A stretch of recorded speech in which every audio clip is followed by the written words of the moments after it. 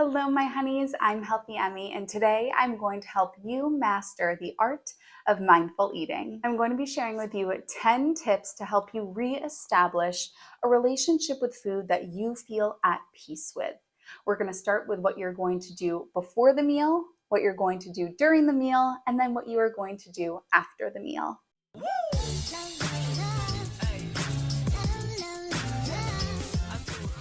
If you're new here, hey, I'm Healthy Emmy. I'm a nutritionist, a weight loss specialist, and the creator of the Slim on Starch program.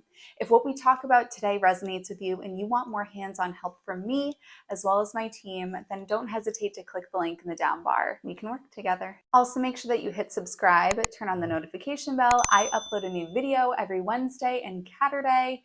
And also on Mondays, I do lifestyle content. Before eating, I practice this every single day. I have a streak going. I've been doing it for almost a year at this point, 300 plus days. I meditate for 1 minute before eating. I use the app Insight Timer. This video is not sponsored, but it probably should be for how often I mention Insight Timer. It's just a free app where I meditate for 1 minute. I meditate to the sound of the ocean. It calms me down. It gets me into the parasympathetic nervous system, rest and digest. If you are in the sympathetic nervous system, fight or flight, what's happening is blood is actually flowing away from your stomach and it's flowing toward your arms, into your legs, so that you can run away from the perceived predator that is not there. We still have a primal brain like the caveman did. And so we still react to threat as if there is a true physical threat in our environment. And because we run around like crazy people all day long, we're in fight or flight all day long. Our brain thinks that we're running from predators and we cannot focus on eating or digest our food well.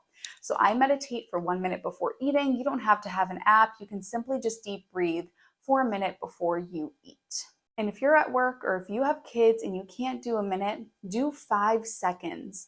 Do something to deep breathe and get your body into a peaceful state. Step number 2 before eating, I want you to eliminate distractions. Turn off the television, put the work away for a moment.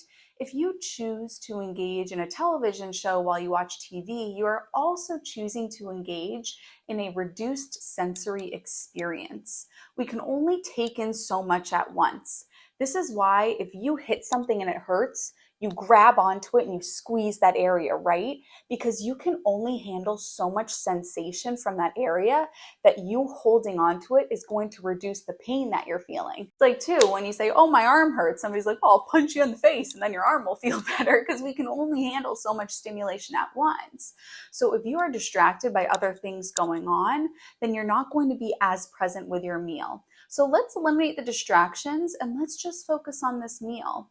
Now, I will say the content of what you are watching, if you are watching something, is going to be impactful. I actually know that a lot of people like to watch my videos while they eat because it reminds them to stay more present with their eating, because that's usually what I'm talking about in the video.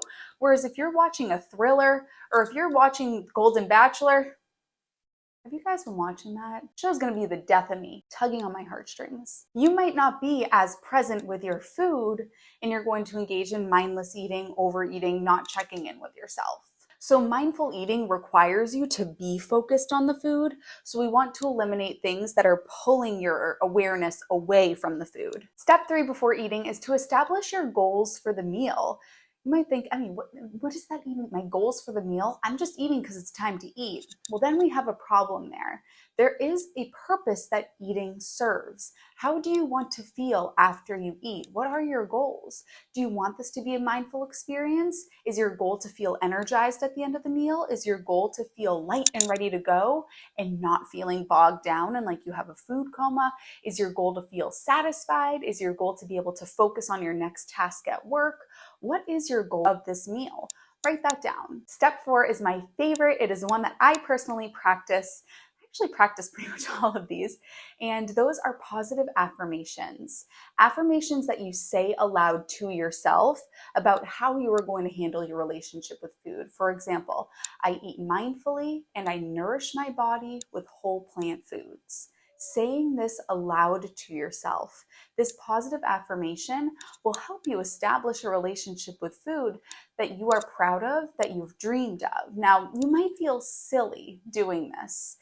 Trust me, I get it. It feels silly, but if it feels silly, that's a good thing because it means that you're making those changes in your neural chemistry.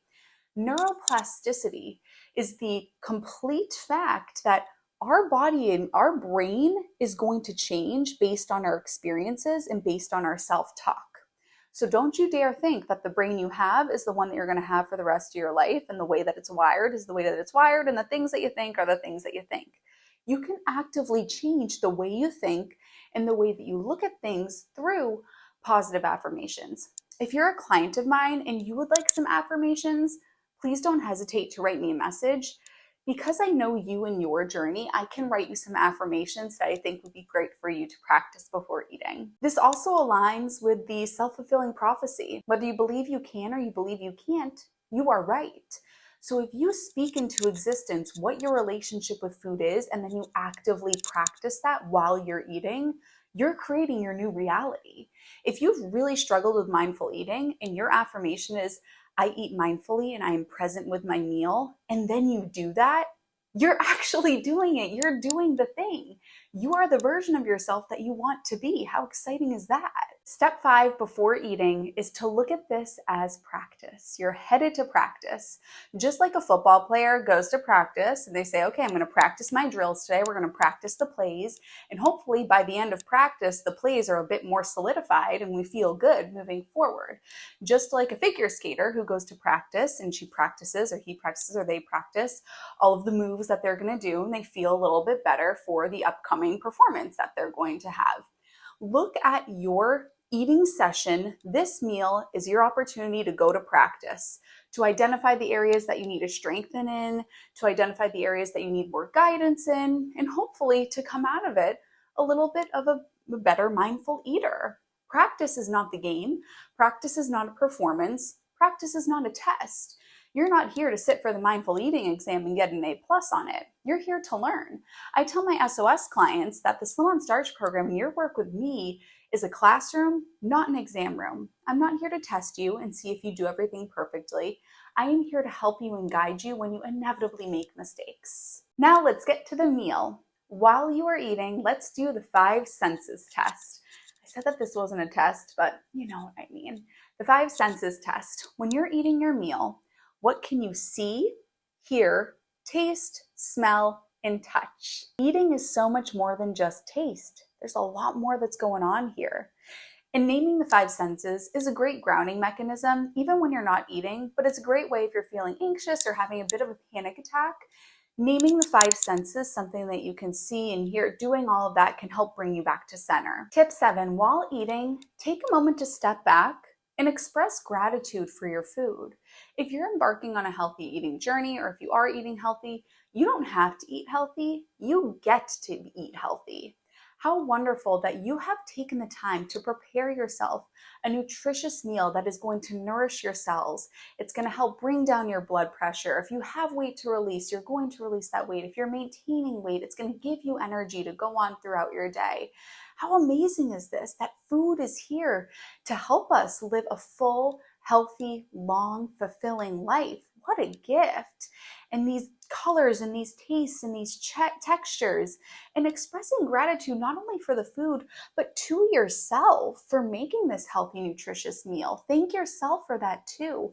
Make this an experience of self-love and self-care, as opposed to food being a threat of something that I don't want to eat too much of. Your body's wise and knows how much it needs, and you've taken all the steps to make sure that you eat an appropriate amount. Step 8, take a break.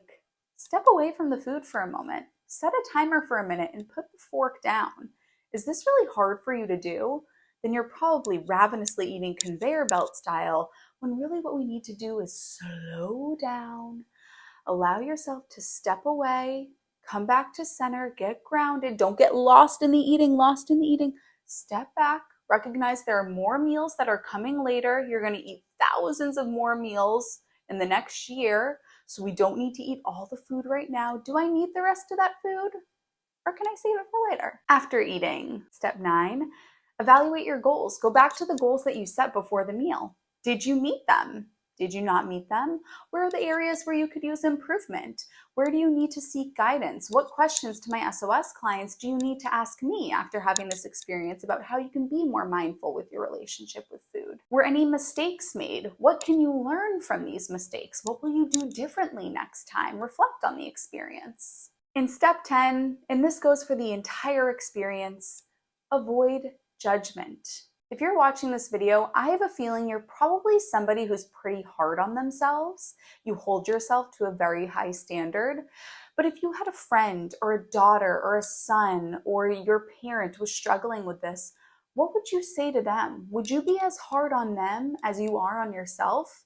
Let's remove judgment from this and let's approach this with self-compassion, grace, self-love, self-care, as opposed to being frustrated with yourself for not figuring this out. And when you remove the judgment, you kind of remove this as your responsibility to be the nutritionist and the mindset coach and the client. Where can you just be you and seek outside help from a professional? So don't be so hard on yourself for struggling with this. Do you need outside guidance from somebody to help you because you're wearing too many hats and putting so much pressure on yourself? I know that you're trying. I see that you're trying. You wouldn't be watching this video if this wasn't something that you were actively working on. So I applaud you for that. And please know that I am here to help if you need help. Comment, rest, and digest if you made it to this point in the video. I'm so proud of you that you made it to this point in the video. I love your dedication to this. If you want to work with me, then what are you waiting for? Click the link in the down bar. We'll make it fun. I love you, honeys. We'll see you in my next video.